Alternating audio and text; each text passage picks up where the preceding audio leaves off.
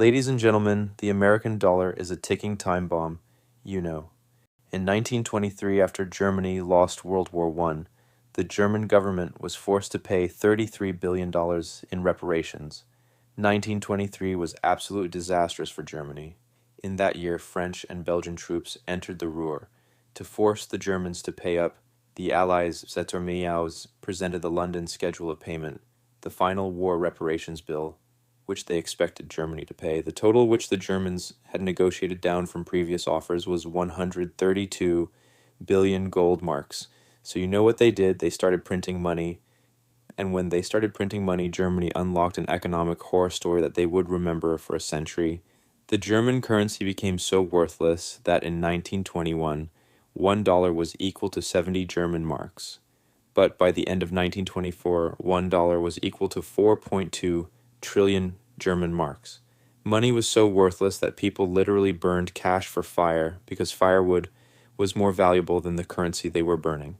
Because of the enormous reparation costs to be paid in gold, there was no longer any backing for the mark. As the mark lost value, the government printed more money.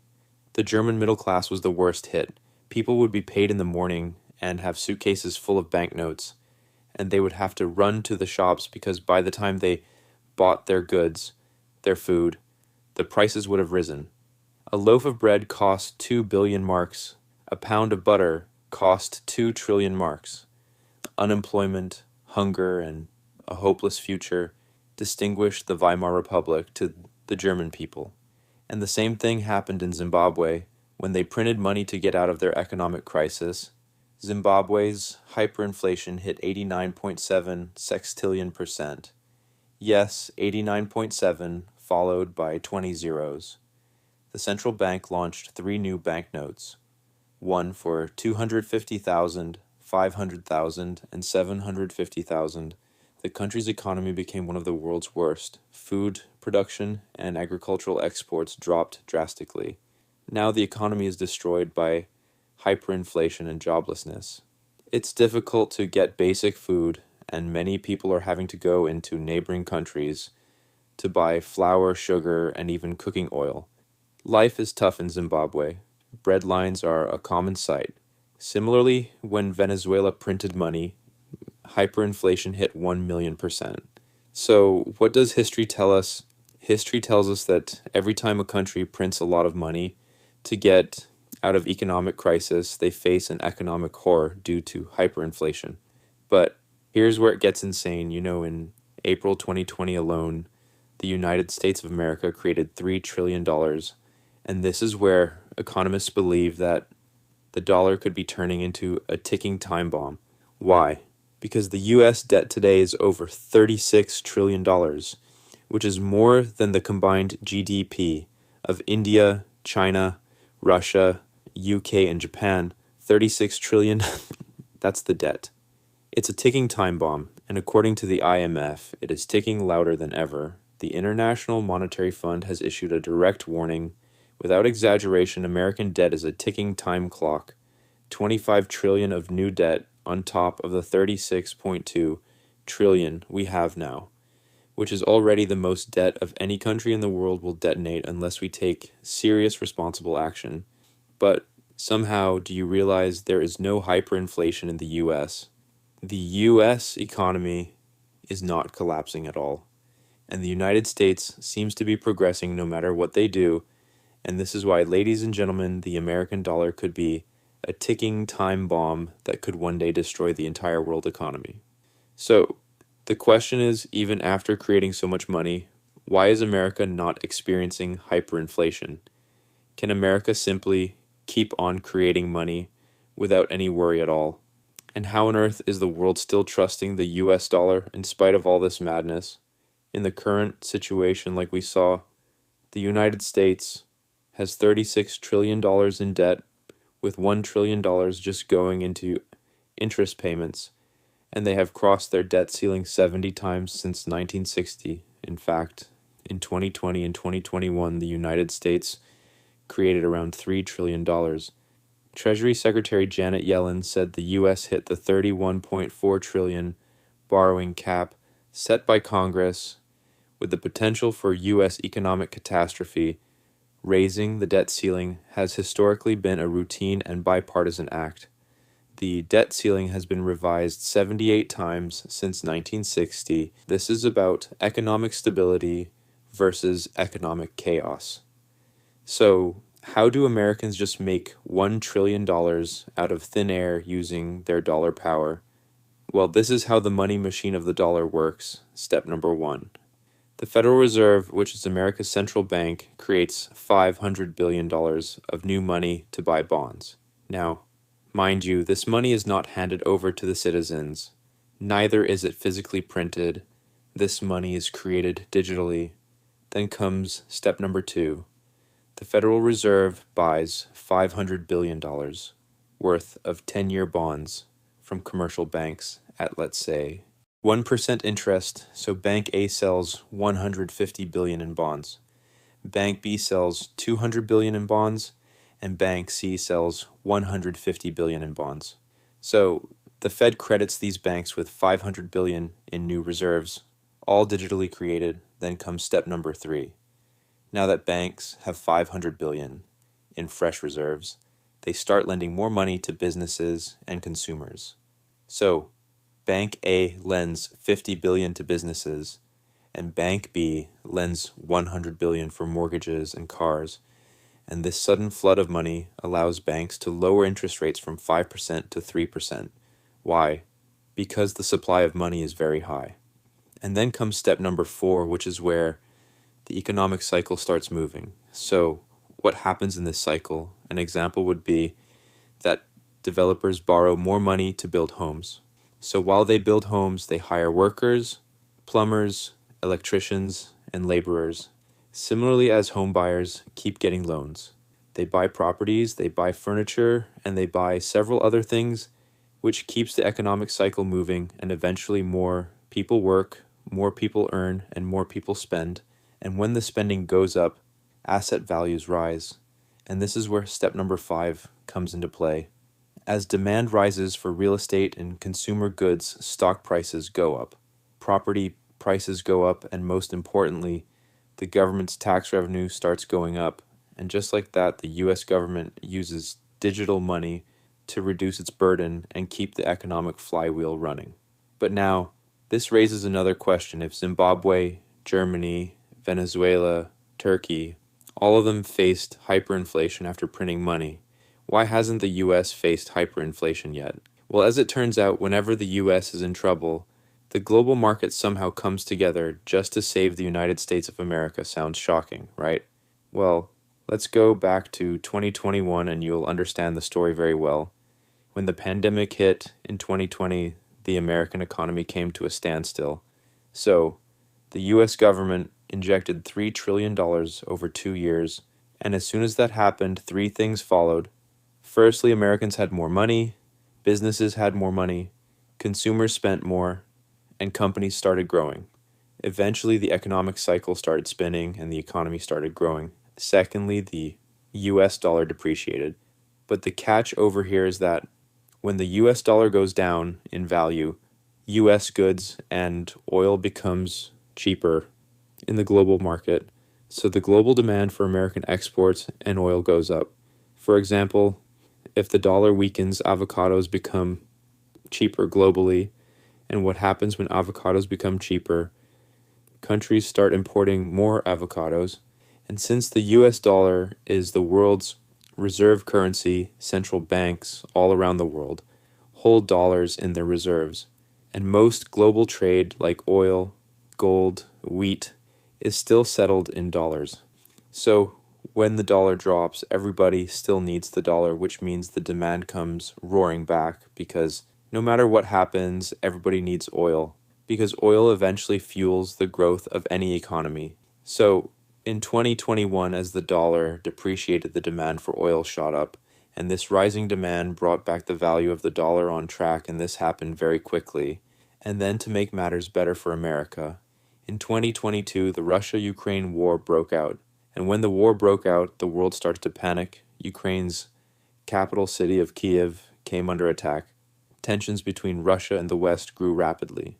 President Biden ordered several thousand U.S. troops to take up new positions in Eastern Europe, The attacks on Ukraine clearly rattled global markets, sending stocks tumbling. The big move we saw was in the price of oil. Crude oil prices reached close to $100 a barrel.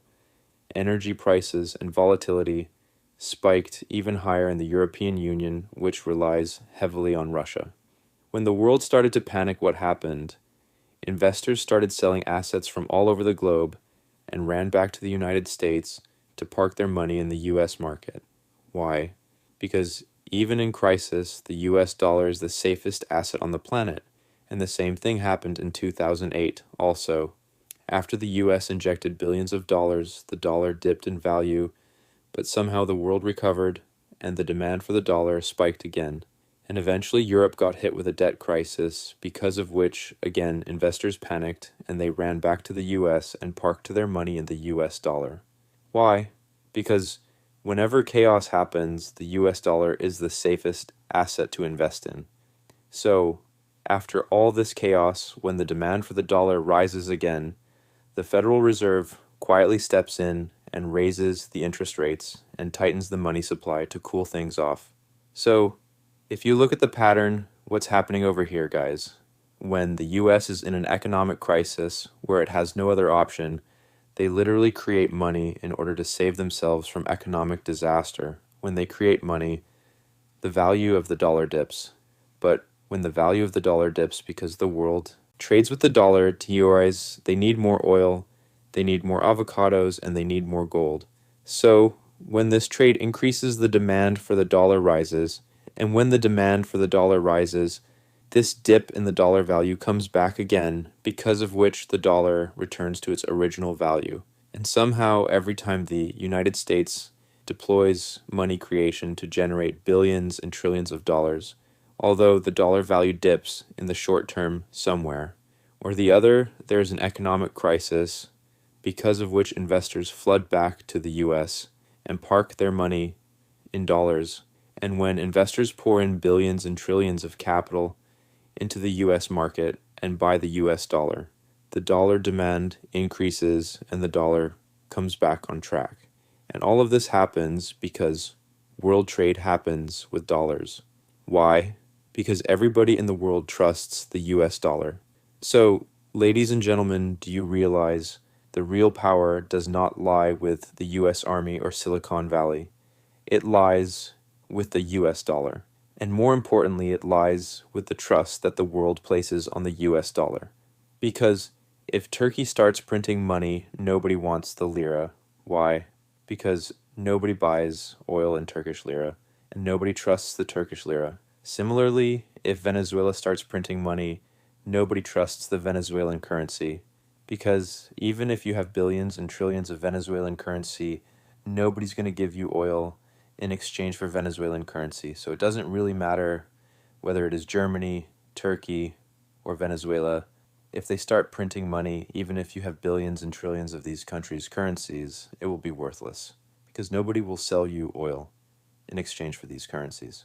So the dollar and the trust in the dollar is by far the most powerful asset that the United States has. So here's the thing. As long as the world buys oil in dollars, as long as the dollar is the safest investment during times of crisis, as long as no other currency rises to challenge it, the US dollar will never fall. So, the trillion-dollar question that the world needs to answer in the 21st century is, who will be the next superpower? Which currency will be the next most trusted currency? Because, ladies and gentlemen, if the trust in the US dollar fades away, the world needs another currency and another superpower as a backup. Unfortunately, the world right now does not have a backup, because the only backup that we can think of is China, and China is not yet the most trusted country in the world. And this brings us to the most important point of all.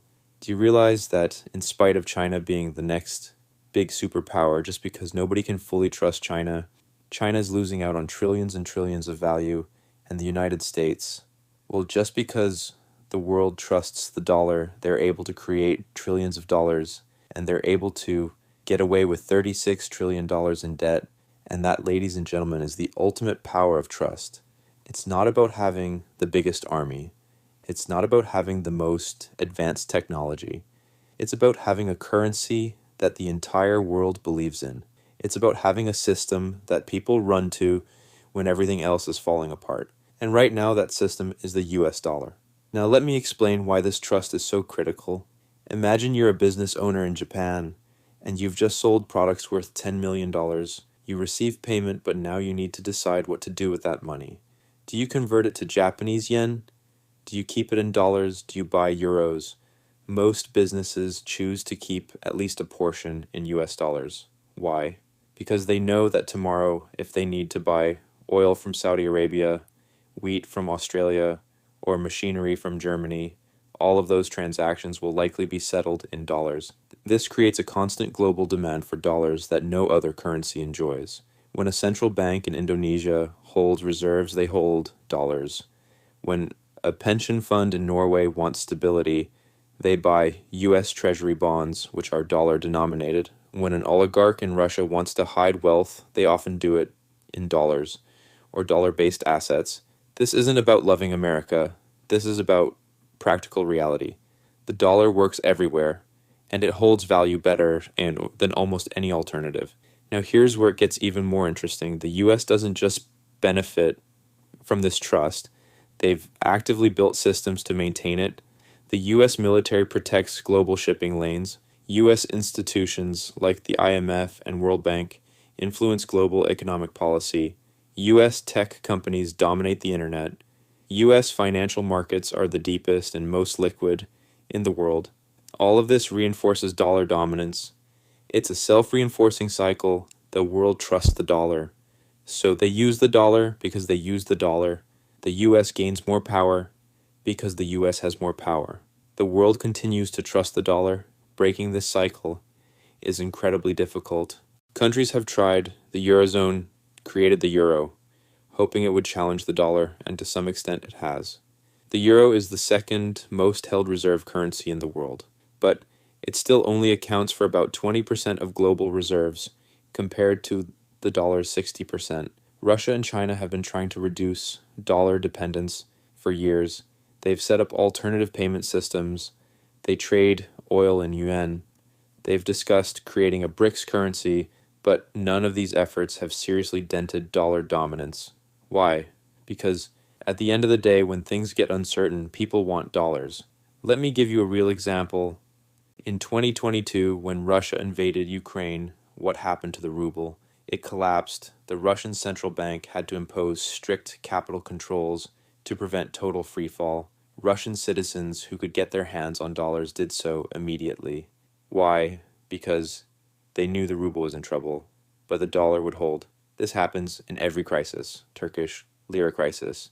People buy dollars. Argentine peso crisis. People buy dollars. Lebanese pound crisis. People buy dollars. The pattern repeats endlessly, and each time it happens, it reinforces the lesson. Dollars are safe. Local currency is risky. This psychology is incredibly powerful and incredibly hard to change. But here's the thing. This power comes with responsibility. And this is where things get dangerous. The US has to maintain the trust that gives the dollar its power. If they abuse this privilege too much, if they print too recklessly, if they weaponize the dollar too aggressively, they risk undermining the very foundation of their power. We're already seeing some cracks. Countries are nervous about US debt levels. They're concerned about the weaponization of the dollar through sanctions. They're worried about being cut off from the SWIFT payment system if they displease Washington. These concerns are real, and they're driving countries to at least explore alternatives. China is promoting the UN. Russia is building alternative systems. Even US allies like France have questioned dollar dominance. But exploring alternatives and actually replacing the dollar are two very different things. To truly replace the dollar, a currency needs several things. First, it needs deep and liquid financial markets. You need to be able to buy and sell massive amounts without moving the price. Only the US has this. The global economy isn't built on money alone. It's built on trust, and right now that trust belongs to the US dollar. For decades, this trust has allowed America to print trillions, dominate trade, and control the financial system. But history is clear. No currency rules forever, and every empire eventually faces its test. The real question isn't if the dollar will fall, it's when and what replaces it. We're living in a moment where the entire world is running a financial experiment in real time. One shift in trust, one global crisis, and everything could change overnight. That's why smart players don't rely on one system. They adapt, diversify, and stay ahead of the game. Because in the end, this isn't just about money, it's about power, survival, and the future of the world economy. Thanks for watching Fiscoria.